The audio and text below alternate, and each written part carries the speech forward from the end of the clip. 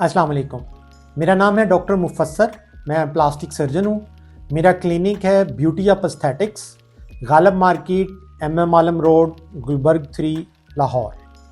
मेरी super speciality hair transplant है और हेयर ट्रांसप्लांट के हवाले से हमें अक्सर क्लाइंट्स की जो आउट ऑफ लाहौर होते हैं उनके डिफरेंट क्यूरीज आती हैं।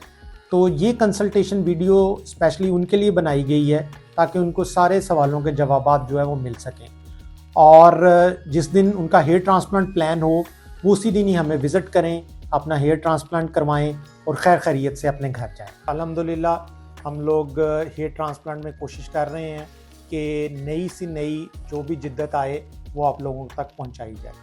लेकिन इन सब बातों में जो अहम बात है वो ये है कि हेयर ट्रांसप्लांट के हवाले से जब भी हमें लोग पूछते हैं तो उसमें जो इम्पोर्टेंट सवाल होते हैं वो यही होते हैं कि डॉक्टर साहब नंबर 1, डॉक्टर साहब प्राइस कितनी होगी, डॉक्टर साहब ग्राफ्ट कितने लग सकते हैं, और डॉक्टर साहब क्या मेरे सारा एरिया कवर हो जाएगा और कोई इसमें पेचीदगी या कोई इन्फेक्शन या इस तरह की कोई और कॉम्प्लिकेशंस तो नहीं डॉक्टर साहब होती। तो मैंने ज़रूरी समझा कि इस चीज़ पे ना एक आप लोगों को वीडियो के ज़रिए थोड़ी सी गाइडेंस दे दी जाए, क्योंकि हमारे यहाँ अमूमन लोग बाकायदा तौर पे किसी को अच्छा गाइड नहीं करते। इसमें लोग जब भी किसी के पास जाते हैं ट्रांसप्लांट के लिए तो वो बस कहते हैं जी आप ट्रांसप्लांट करवा लें, इतना आपका डोनर निकलेगा, ये आपका सारा सर भर देंगे तो आप करवा लें।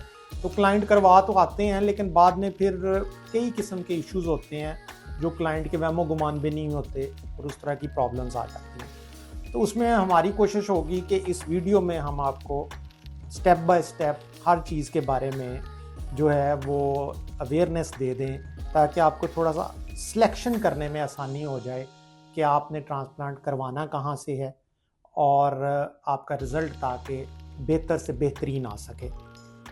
तो ट्रांसप्लांट में हम हमेशा ये समझाने की कोशिश करते हैं कि ट्रांसप्लांट में हर किसी का रिज़ल्ट दूसरे की तरह नहीं आ सकता, रिज़ल्ट्स डिफरेंट आते हैं। आपने ख़ुद भी देखा होगा कई लोगों के ट्रांसप्लांट्स के बहुत अच्छे रिज़ल्ट्स हैं, इन लोगों के रिज़ल्ट नहीं भी अच्छे आते।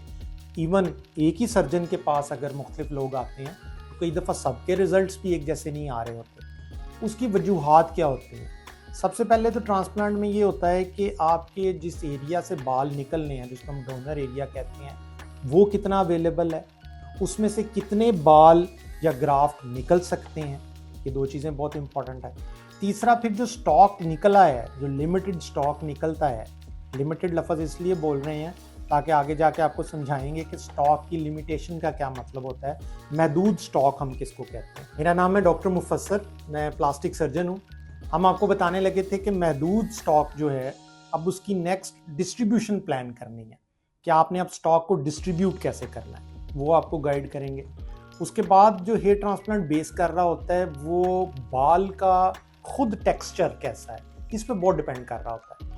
अगर कोई दो क्लाइंट्स करवाने आए हैं ट्रांसप्लांट और एक के बाल बारीक हैं और एक के बाल निस्बतन उसका टेक्सचर जो है वो थिक है, मोटे बाल हैं, तो डेफिनेटली जो रिज़ल्ट थिक बालों वाले का आएगा वो थिन बालों वाले का नहीं आएगा। तो ये भी क्लाइंट को बिफोर हैंड गाइड करना बड़ा ज़रूरी होता है कि आपके बालों का टेक्सचर कैसा है। तो हमने ये देखना है कि ट्रांसप्लांट बेस कर रहा है डोनर एरिया पे, डोनर एरिया में से कितने बाल निकल रहे हैं उस पे, उन बालों को डिस्ट्रीब्यूट कैसे करना है, बांटना कैसे है इस पे, और बालों का टेक्सचर कैसा है इस चीज़ पे डिपेंड कर रहा होता है। तो सबसे पहले हम जिक्र करते जाते हैं डोनर एरिया का। यहाँ पे आपको एक हेड की पिक्चर दिखाई है। तो हेड जो है इसमें आपने देखा होगा कि जितना भी कोई बाल्ड हो जाए हमेशा पीछे से और साइड से कुछ ना कुछ बाल रह जाते हैं। तो इन बालों को हम एज ए डोनर यूज़ करते हैं। वैसे तो जिस्म पे बहुत सारे बाल होते हैं लेकिन सारे बालों को हम एज ए डोनर यूज़ नहीं कर सकते।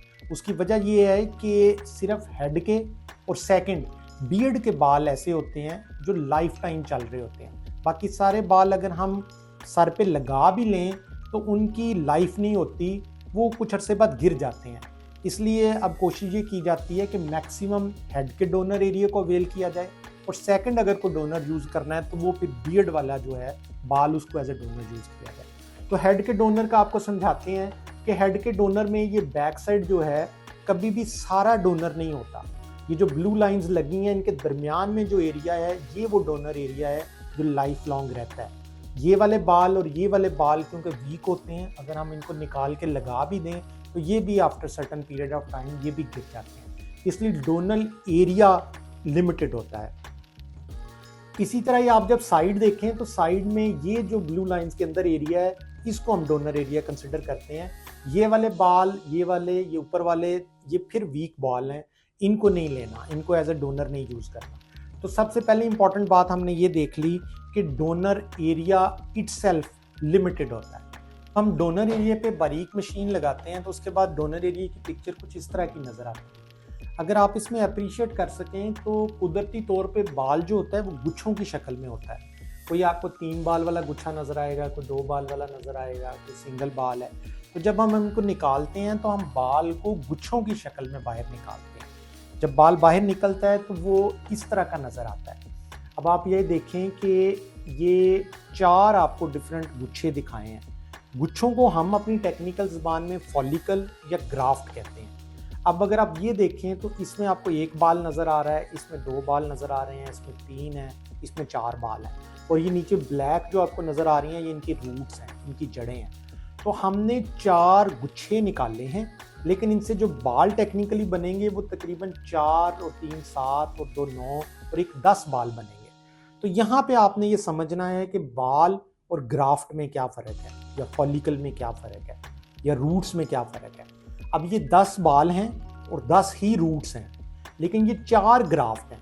तो ये पूरे का पूरा ग्राफ्ट निकलता है और पूरे का पूरा ग्राफ्ट जो है वो लगाया जाता है। तो ये आपने इंपॉर्टेंट बात याद रखनी है कि जब भी आपके साथ डिस्कशन हो किसी की तो आप उससे ज़रूर पूछें कि बालों की क्वांटिटी कितनी है या ग्राफ्ट की क्वांटिटी कितनी है।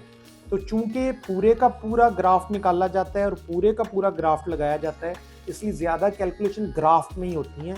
बालों में अमूमन कोई ज़्यादा आपके साथ डिटेल में डिस्कशन नहीं करेगा, क्योंकि बालों को सेपरेटली काउंट करना ज़रा टफ है, इसलिए ज़्यादातर ग्राफ्ट्स ही काउंट किए जाते हैं और ग्राफ्ट्स पे ही डिस्कशन होती है।